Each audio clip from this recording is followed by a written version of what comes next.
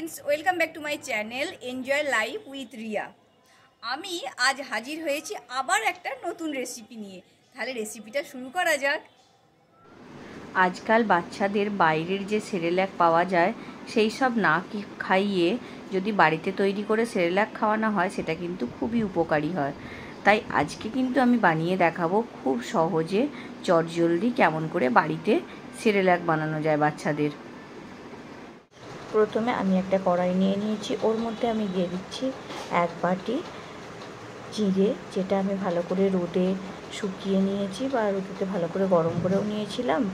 আর এটা ভালো থেকে যা নোংরা থাকে সেগুলোকে ভালো করে বেছে নিয়েছি। আমি দিয়ে জিরেটা আমি ভালো করে হালকা ড্রাই রোস্ট করে নিচ্ছি, ওই 1 থেকে 2 মিনিটের মতো। কারণ কাঁচা চিড়ে খেলে অনেক বাচ্চারই বা বড়োদেরও যেমন অম্বল করে তেমন বাচ্চাদেরও অ্যাসিড হতে পারে। তো সেই জন্যে হালকা করে চিড়েটা 1 থেকে 2 মিনিট ভেজে নিচ্ছি, ড্রাই রোস্ট করে নিচ্ছি।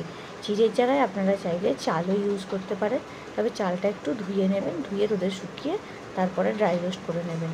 এটা ড্রাই রোস্ট হয়ে গেছে, 1-2 মিনিটের মতো করে নিয়েছি। এবার এটাকে আমি তুলে নিচ্ছি তাওয়ার মধ্যে থেকে, এই কড়াইয়ের মধ্যে থেকে তুলে নিলাম। নিয়ে বাকিগুলো আস্তে আস্তে ভাজবো। দেখুন একটু মুচমুচে হয়ে গেছে, এগুলো কেমন গুঁড়িয়ে যাচ্ছে এগুলো। চিড়েগুলো ভেজে তুলে নেবার পর আমি দিয়ে দিচ্ছি 1/4 কাপ কাজু। আমি একটু ভাঙা কাজুটাই নিয়েছি, কারণ সেই তো আমাকে পাউডারই করতে হবে, গোটা কাজুটা নিয়ে নিই। 1/4 কাপ কাজু নিয়েছি। 1/4 কাপের থেকে একটু কম দেবেন, অসুবিধা নেই। এটাও 2-3 মিনিট একটু ভেজে নিচ্ছি হালকা করে।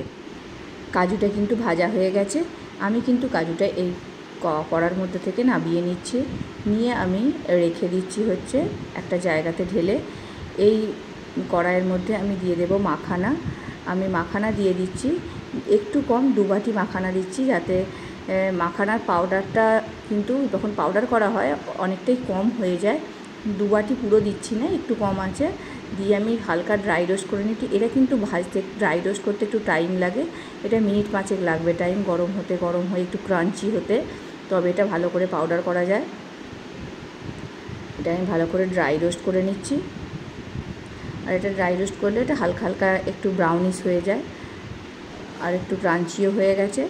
তো এটাকে আমি এবার এর মধ্যে থেকে নামিয়ে নিচ্ছি। এটা কিন্তু অনেকটা ক্যালসিয়াম থাকে এই মাখানার মধ্যে। এটা আমি নামিয়ে নিচ্ছি। মাখানাগুলো ড্রাই রোস্ট হয়ে যাবার পর আমি এগুলো তুলে নিয়েছি। নেওয়ার পরে আমি যে আমন্ড রয়েছে 1/4 কাপ আমন্ড দিয়ে এটা একটু আমি ড্রাই রোস্ট করে নিচ্ছি ভালো করে। এটা একটু টাইম লাগে। এটা ড্রাই রোস্ট যখন হয়ে যায় তখন মোটামুটি এটা একটু এর মতো ফাটা ফাটা মতো হয়ে যায়, যেমন নর্মাল চিনেবাদাম ভাজলে যেমন একটু ফাটা ফাটা হয়ে যায় না, তেমন হয়। দেখুন ফাটা ফাটা হয়ে গেছে, মানে এটা ভাজা হয়ে গেছে। এইগুলো আমি নামিয়ে নিয়ে আমি কিন্তু পুরোপুরি ঠান্ডা করে নেব আগে। সব ড্রাই রোস্ট করে এটা আমি ঠান্ডা করতে দিয়েছি। এগুলো মোটামুটি মিনিট 5-10 লাগবে ঠান্ডা। এগুলো ঠান্ডা হয়ে গেছে।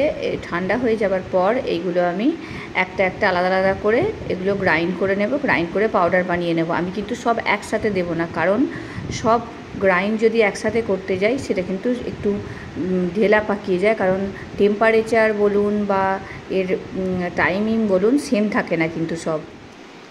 যে পাউডার হয়ে গেছে এগুলো আমি আস্তে আস্তে একটা করে পাউডার করে, আর এই যে ছালনি রয়েছে এই চালনির মধ্যে দিয়ে ভালো করে ছেলে নিচ্ছি, কারণ যদি কোনো দানাদার থাকে সেগুলো বাচ্চার মুখে তো খুব একটা যাবে না। বা এগুলো আমি পরে আর একবার গ্রাইন্ড করে নেবো।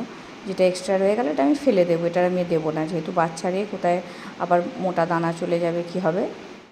ভালো করে মিক্সড করা কিন্তু হয়ে গেছে। এটা কিন্তু খুব ভালো লাগে বাচ্চাদের খেতে। যাদের বাড়িতে ছোট বাচ্চা আছে আপনারা বানিয়ে কিন্তু খাইয়ে দেখতে পারেন। পারলে এর সঙ্গে একটু যে মিল্ক পাউডার মানে ফর্মুলা মিল্ক যেটা খায় সেটা অল্প কিন্তু মিক্সড করতে পারেন। যখন এটা গরম জলের মধ্যে গুলবেন তাহলে কিন্তু টেস্ট আরও বেশি বেড়ে যায়। ওটা কিন্তু অপশনাল, আপনারা দিতেও পারেন নাও পারেন। এটা একদম রেডি।